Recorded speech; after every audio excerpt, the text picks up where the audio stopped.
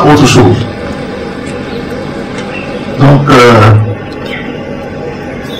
j'espère que cette signification sera bien perçue. Et que le fait que j'ai tenu moi-même à venir y participer sera aussi perçu à sa juste mesure. Que j'accorde beaucoup d'importance à la transparence et à la bonne gouvernance. J'aurais pu demander au secrétaire général, au directeur du patrimoine de conduire cette cérémonie qui est d'ailleurs le point final d'un processus qu'ils ont par ailleurs bien engagé puisqu'ils ont fait des séances de travail pour lesquelles ils ont prêté comme il se doit et de manière contradictoire les actifs du patrimoine que la CDV a acquis au cours de la période d'activité pour son activité. Donc, je voudrais vous remercier tous d'être venus participer à cette cérémonie et j'ai tenu à relever la signification. D'autres occasions seront données pour nous expliquer quoi que ce soit. Permettez-moi de vous dire que c'est grâce aux ressources mises à la disposition de la CDVR par le chef de l'État, sous l'autorité de laquelle la CDVR est placée, la haute autorité de laquelle la CDVR est placée, que nous avons acquis la plupart de ces véhicules. Voilà, donc une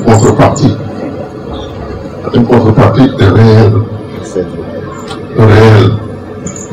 Des sommes qui ont fait l'objet de beaucoup d'encre.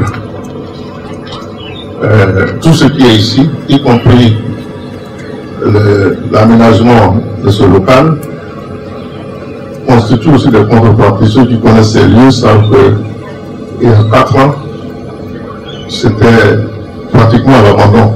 Nous avons dû rénover totalement. J'en informais d'ailleurs régulièrement le chef de l'État lui-même, puisque nous n'avions pas eu de locaux mis à notre disposition par l'État lorsque la commission a été créée. J'insiste, je vous ai dit, quand la commission a été créée, elle s'est résumée à une feuille blanche. Aujourd'hui, si on devait la résumer, on peut au moins dire qu'il y avait 3 véhicules. Hein. Il y a plus que ça. Il y a tout le travail que nous avons fait, toute la mobilisation intellectuelle qui nous a permis de le faire, et bien d'autres choses encore, tout le temps que nous avons passé. Et c'est l'occasion pour moi de dire encore un merci à tous les Ivoiriens qui y ont contribué. Je vous ai dit que si l'on devait faire le décompte des Ivoiriens qui ont participé à ce travail, chaque jour, pendant presque 40 mois, il y a eu en moyenne 800 à 1000 personnes qui ont travaillé peu ou prou à cette mission. Pour démontrer ici le caractère de mission d'intérêt national. La réconciliation, ce n'est pas une affaire qui appartient à un individu. C'est notre affaire, toute notre affaire, car il s'agit de notre pays.